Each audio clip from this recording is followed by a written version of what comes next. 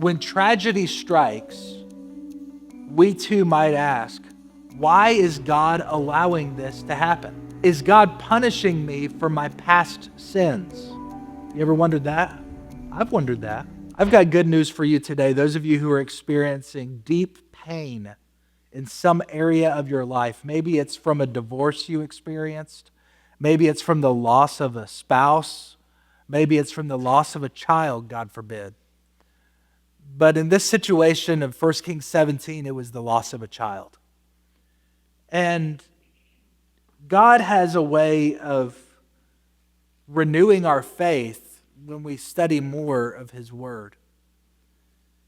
To illustrate this, consider John Donne. He was a 17th century cleric, and he was a poet who faced profound grief and loss. And as he suffered from a life-threatening illness, he wrote a famous poetry book that was entitled Devotions Upon Emergent Occasions. And in that book, it included a well-known phrase that I'm sure you've heard. Ask not for whom the bell tolls, it tolls for thee. And during his suffering, Donne poured out his heart to God in honesty and transparency, much like the widow of Zarephath. And Donne's writings reflect God's grace in the midst of affliction, a grace he clung to even when answers were unclear, much as we see in Elijah's petition in our passage today. And so what I want to do this morning is explore 1 Kings 17 through 24, and reveal an essential truth that our faith, although it's often frail, can be refined by our trials.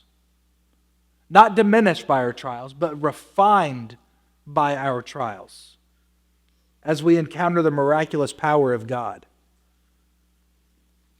I want us to read beginning in verse 17 of chapter 17, and I'm teaching out of the English Standard Version.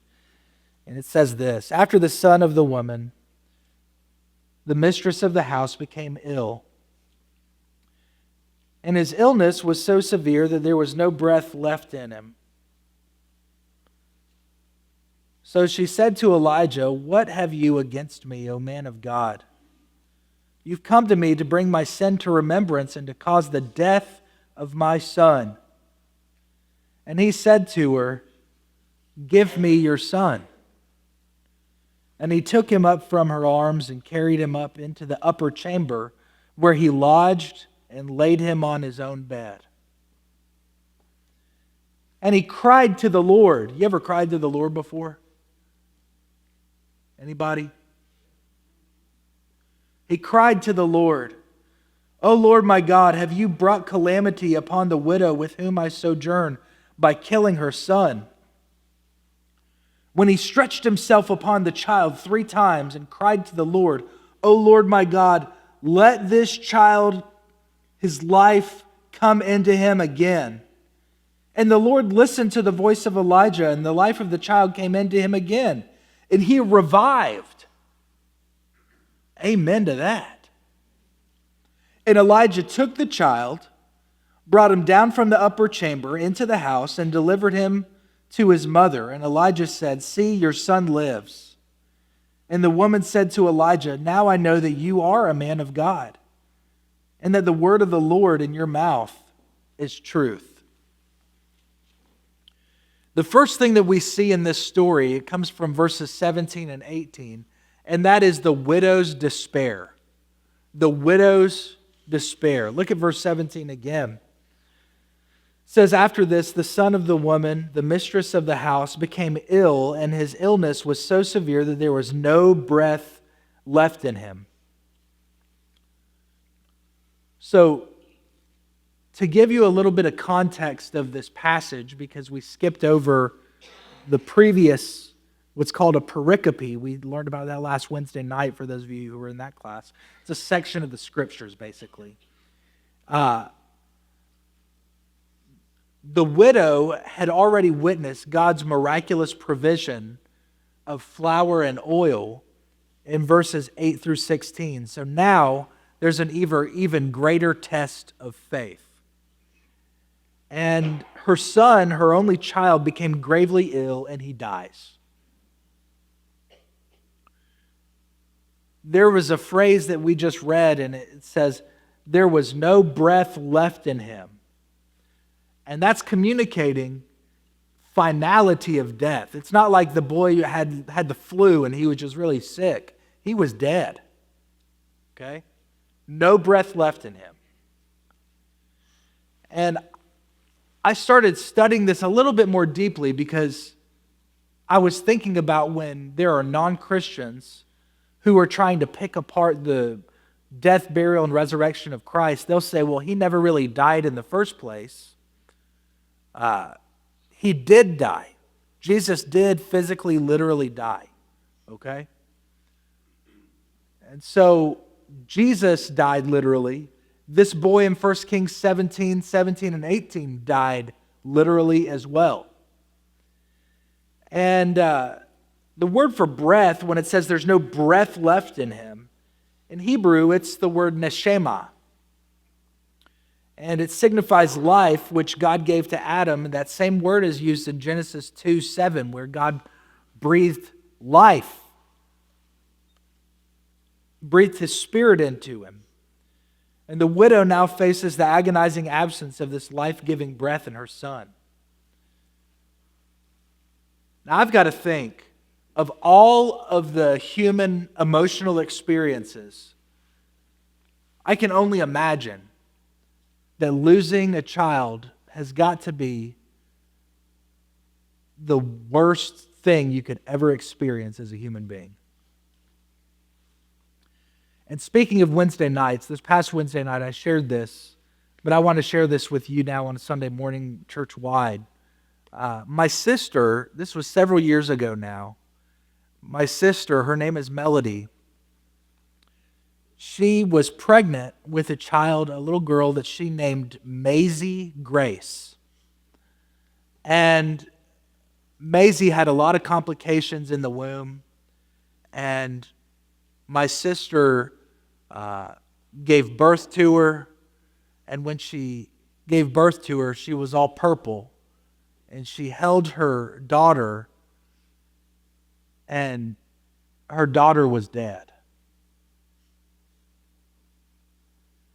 And my sister has never been the same since that experience.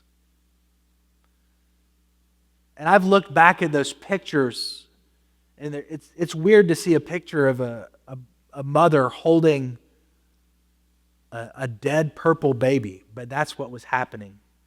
I'm just telling you what's something really transparently from my life, just to share with you guys. It changed her. And so when I was studying 1 Kings 17, I just started hurting for all the people in here today and all you watching online who have had a miscarriage and what that feeling must be like. All of you who've lost a child, what that feeling must be like. And the loss of a child has got to be just awful. And history provides many poignant examples of mothers who've lost their children. And one that comes to mind, if you grew up in a Wesleyan background, then you would probably know this story a little bit more than I. But Susanna Wesley, who was the mother of John and Charles Wesley, Susanna lost 9 of her 19 children, yet her letters describe an abiding trust in God's purposes, even in the midst of overwhelming tragedy. Can you imagine losing that many children? And like Susanna, the widow of Zarephath wrestled with sorrow, but her faith would later be strengthened through God's intervention. Verse 18 goes on to say that she said to Elijah, "What have you against me, O man of God? You've come to me to bring my sin to remembrance and to cause the death of my son." So in her grief, the widow lashes out at Elijah and she starts to blame him and by extension blame God for her pain. Now, let's be honest. Haven't we all blamed God for severe pain we've experienced? Sure.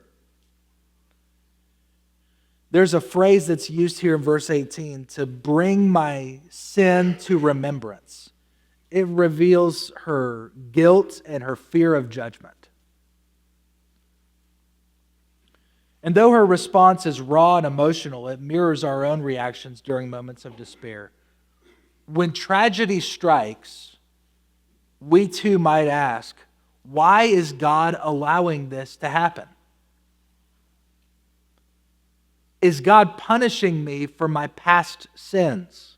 You ever wondered that? I've wondered that. And this belief was common in the ancient world. It continues to resonate in human hearts today. And I want you to consider the words of Martin Luther, great church father, when he faced feelings of intense spiritual inadequacy. He said, "The devil will attack where he sees you the weakest." That's the truth, isn't it?